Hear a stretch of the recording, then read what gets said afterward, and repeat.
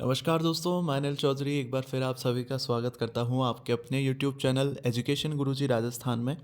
दोस्तों, आज के इस वीडियो में हम बात करने वाले हैं एथलेटिक्स से संबंधित बहुत सारे प्रश्नों के बारे में, जिसमें पूरे के पूरे प्रश्न एथलेटिक्स से रिलेटेड होंगे और एथलेटिक्स इन प्रश्नों के अंदर पूर्ण रूप से समाहित है।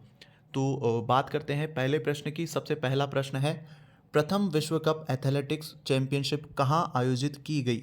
ठीक है, तो 200 प्रश्न है तो मैं सीधा आंसर बताऊंगा। ठीक है, इसका सही उत्तर है हेलेंस्की। ठीक है, इसका सही उत्तर है हेलेंस्की।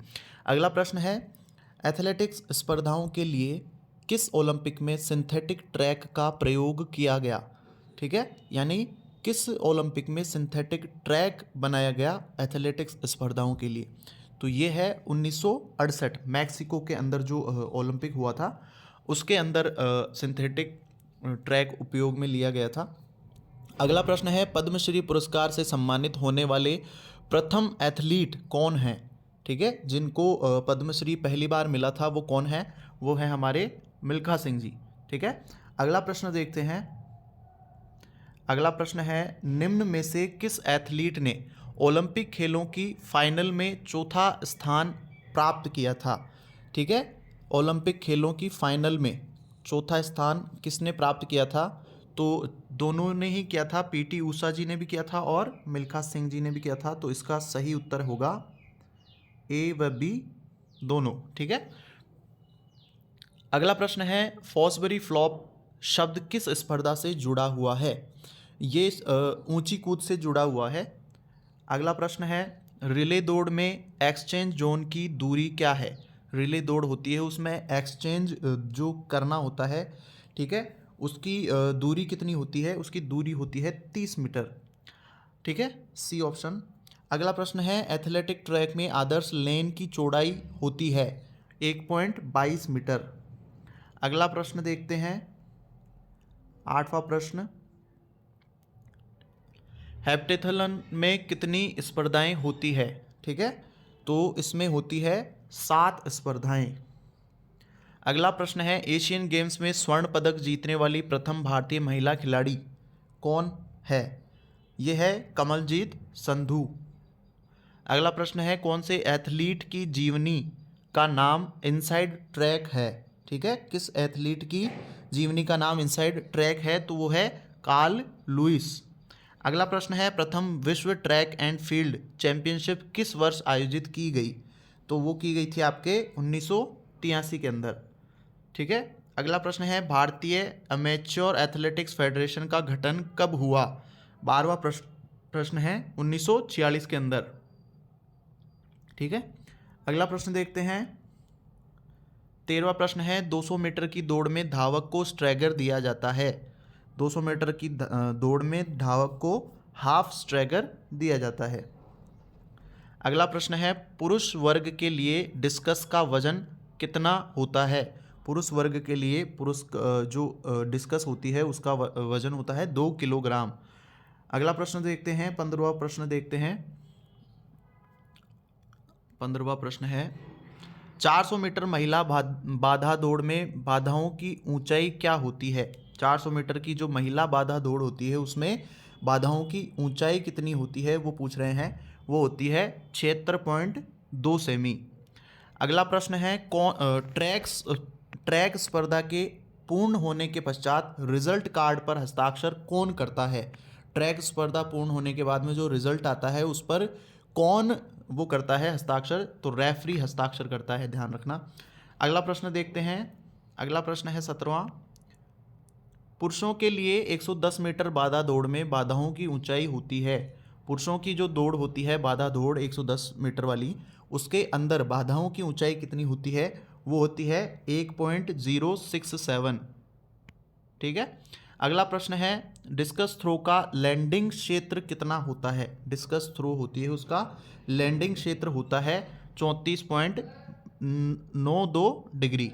ठीक है, अगला प्रश्न है, लंबी दूरी की दौड़ में धावकों द्वारा पूरे किए गए चक्रों का रिकॉर्ड कौन रखता है? 19वां प्रश्न है, इसका रिकॉर्ड लैप स्कोरर के द्वारा रखा जाता है। अगला प्रश्न है, स्टीपल चेस दौड़ की मानक दूरी कितनी होती है? वो होती है 3000 मीटर। ठीक है, अगला प्रश्न देखते हैं।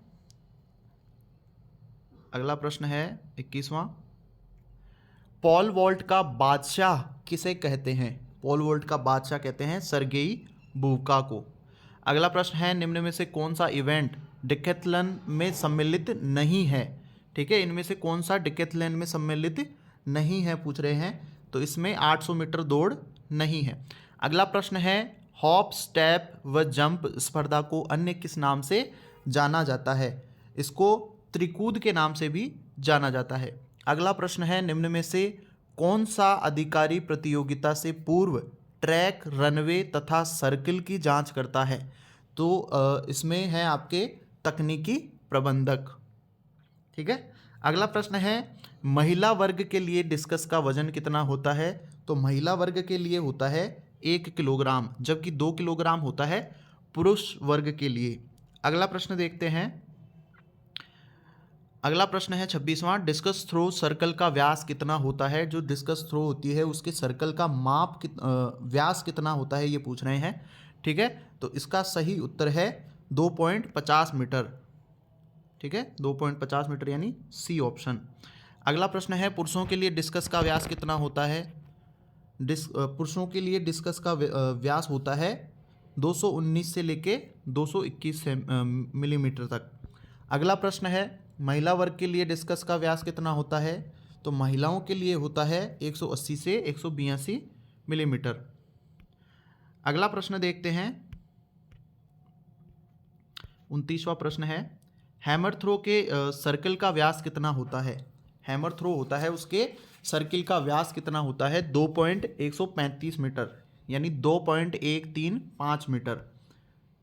ठीक है, अगला प्रश्न है, हैमर का व्यास पुरुष वर्ग के लिए कितना होता है? तो वो होता है 110 से 130 मिलीमीटर। अगला प्रश्न है, हैमर का वजन पुरुष के लिए कितना होता है? हैमर का वजन पुरुष के लिए होता है 7.26 ग्राम। अगला प्रश्न है, हैमर का व्यास महिला वर्ग के लिए कितना होता है? हैमर का व्यास महिला वर्ग के लिए होता है 95 से 110 मिलीमीटर। अगला प्रश्न है, हैमर का वजन महिला के लिए कितना होता है? तो महिलाओं के लिए 4 किलोग्राम का हैमर रखा जाता है। अगला प्रश्न देखते हैं। 34वां प्रश्न है, हैमर थ्रो में पुरुष वर्ग के लिए तार की लंबाई कितनी होती है? हैमर थ्रो में पुरुष वर्ग के लिए तार की लंबाई होती है 1175 से 1215 मीटर। अगला प्रश्न है, हैमर थ्रो में महिला वर्ग के लिए तार की लंबाई कितनी होती है? तो महिलाओं के लिए जो तार की लंबाई होती है वो होती है आपके 1150 से 1195। अगला प्रश्न है, जेवलिन थ्रो में सेक्टर का कोण कितने डिग्री का होता है? वो होता है 29 डिग्री का। अगला प्रश्न है, पुरुष वर्ग के लिए जेवलिन का वजन कितना होता है? पुरुष वर्ग के लिए जेवलिन का वजन होता है 800 ग्राम। ठीक है, अगला प्रश्न है, महिला वर्ग के लिए जेवलिन का वजन कितना होता है? तो महिला वर्ग के लिए 600 ग्राम होता है। ठीक है, अगला प्रश्न देखते हैं। अगला प्रश्न है, जेवलिन थ्रो में थ्रोइंग आर्क की मोटाई कितनी होती है? तो जेवलिन थ्रो में जो थ्रोइंग आर्क होती है उसकी मोटाई होती है 7 सेमी। ठीक है, कितनी होती है? 7 सेमी होती है। पुरुष के लिए जेवलिन की लंबाई कितनी होती है? पुरुषों के लिए होती है 260 से 280 सेमी। अगला प्रश्न है, महिला के लिए जेवलिन की लंबाई कितनी होती है? तो महिला के लिए जेवलिन की लंबाई होती है 220 से 230। अगला प्रश्न है, पुरुषों के लिए शॉर्टपुट सेक्टर का व्यास कितना होता है? पुरुषों के लिए शॉर्टपुट जो होता है उसके सेक्टर का व्यास कितना होता है? वो होता है 2.135 मीटर। अगला प्रश्न है, शॉर्टपुट का वजन पुरुष वर्ग के लिए होता है वो होता है 7.26 ग्राम, 26 ग्राम। ठीक है, अगला प्रश्न देखते हैं। अगला प्रश्न है 44वां। शॉर्टपुट का वजन महिला वर्ग के लिए कितना होता है? तो महिला वर्ग के लिए होता है शॉर्टपुट का वजन 4 किलो। ठीक है, 45वां प्रश्न देखते हैं। 200 प्रश्न करने वाले हैं। अगर वीडियो पसंद आए तो ज़्यादा से ज़्यादा अपने दोस्तों के साथ शेयर कीजिए, साथ ही चैनल को सब्सक्राइब कीजिए। इसकी पीडीएफ आपको टेलीग्राम चैनल पे मिल जाएगी, जिसका लिंक आपको वीडियो की डिस्क्रिप्शन में मिल जाएगा। ठीक है, तो चलते हैं 45वें प्रश्न की ओर। पुरुष वर्ग के लिए शॉटपुट का व्यास कितना होता है? तो वो होता है 110 से 130 मिलीमीटर। अगला प्रश्न है महिला वर्ग के लिए शॉटपुट का व्यास कितना होता है? तो महिला वर्ग के लिए होता है 95 से 110 मिलीमीटर। अगला प्रश्न है पेरी ओ ब्रायन तकनीक का संबंध किससे है? तो वो है शॉटपुट से। ठीक है, अगला प्रश्न है गोला फेंक में निम्न में से कौन सी तकनीक का प्रयोग किया जाता है? तो इसमें सभी तकनीकों का प्रयोग किया जाता है। पेरी ओ ब्रायन, डिस्को पट और आर्थोडॉक्स, ये सभी उपरोक्त सभी का आएगा इसमें। अगला प्रश्न देखते हैं 49वां प्रश्न देखते हैं। शॉटपुट स्पर्धा में अगर प्रतिभागी की संख्या 9 से अधिक होती है तो कितने अवसर मिलते हैं? उसमें आपको 3 अवसर दिए जाएंगे। अगला प्रश्न है ऊंची कूद में अवतरण क्षेत्र का माप क्या होता है? ऊंची कूद में अवतरण क्षेत्र का माप होता है 6x4 मीटर। अगला प्रश्न है ऊंची कूद में क्रॉस बार की लंबाई कितनी होती है? जो क्रॉस बार होती है उसकी लंबाई होती है 4 मीटर। अगला प्रश्न है प्रत्येक सफल अवसर के बाद ऊंची कूद में कम से कम कितनी ऊंचाई बढ़ाई जाती है? यानी आप जैसे ही सफल हो जाते हैं तो प्रत्येक सफल अवसर के बाद में कितनी ऊंचाई तक बढ़ाया जाता है? तो वो है आपके 2 सेमी तक बढ़ाया जाता है। जैसे ही आप एक बार में सफल हो जाते हैं तो फिर उसके बाद में 2 सेमी उसको ऊंचा कर दिया जाता है। अगला प्रश्न है कौन सी तकनीकी का उपयोग ऊंची कूद में होता है? किस तकनीकी का उपयोग होता है?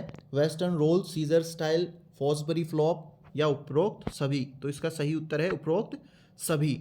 अगला प्रश्न देखते हैं। अगला प्रश्न है 54वां प्रश्न देखिए। निम्न में से किस तकनीकी का उपयोग लंबी कूद में किया जाता है? लंबी कूद में भी आपके हिच किक, हैंग स्टाइल और सेल स्टाइल, ये तीनों ही होती है। ठीक है, तो इसमें भी उपरोक्त सभी। लंबी कूद में रनवे की लंबाई कितनी होती है? जो लंबी कूद होती है उसकी रनवे होता है भागने वाला, उसकी लंबाई होती है 40 मीटर।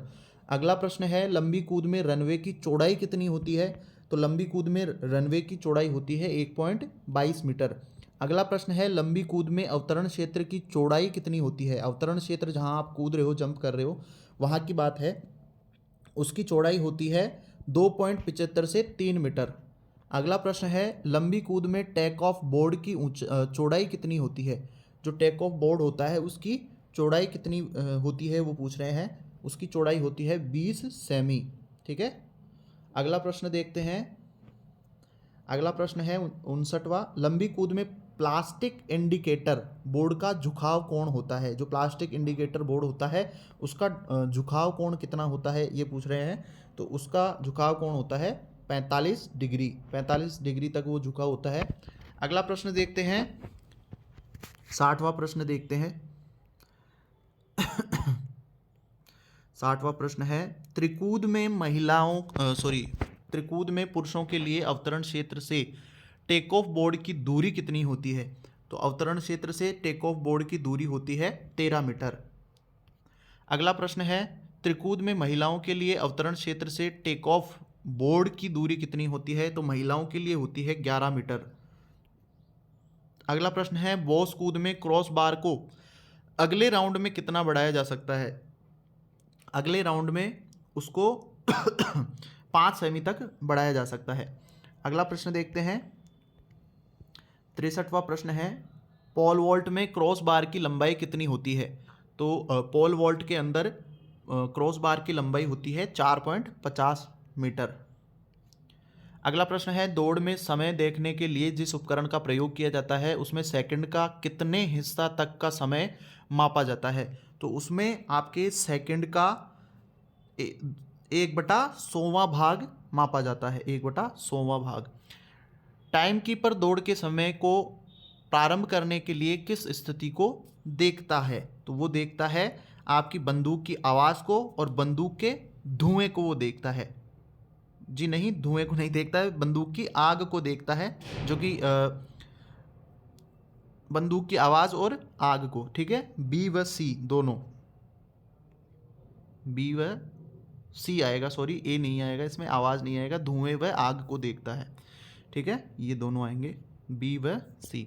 अगला प्रश्न है, खिलाड़ी को स्टार्ट लेने में ज़्यादा से ज़्यादा कितने फाउल मिल सकते हैं? खिलाड़ी को स्टार्ट लेने में ज़्यादा से ज़्यादा कितने फाउल मिल सकते हैं? 1, 2, 3 या एक भी नहीं। तो खिलाड़ी को कोई फाउल नहीं दिया जाता है, ठीक है, एक भी नहीं। अगला प्रश्न है, 400 मीटर में स्टैंडर्ड ट्रैक में स्ट्रेट कितनी होती है? 400 मीटर में स्टैंडर्ड ट्रैक में स्ट्रेट कितनी होती है? तो 84.39 मीटर। अगला प्रश्न है, 100 मीटर दौड़ में हिट के मध्य कितने समय का अंतराल रखा जाता है? तो उसके अंदर अंतराल होता है 45 मिनट का, सी ऑप्शन। अगला प्रश्न देखते हैं, पुरुषों के लिए कौन सी बाधा दौड़ है? पुरुषों के लिए कौन सी बाधा दौड़ है? 110 मीटर और एक होती है 400 मीटर, ये बाधा दौड़ होती है पुरुषों के लिए। पुरुष वर्ग की बाधा दौड़ में बाधाओं की कुल संख्या कितनी होती है? तो बाधाओं की उसमें संख्या होती है 10, ठीक है। अगला प्रश्न है, 110 मीटर बाधा दौड़ में पहली बाधा की स्टार्ट लाइन से दूरी कितनी होती है? तो उसकी दूरी होती है 13.72 मीटर।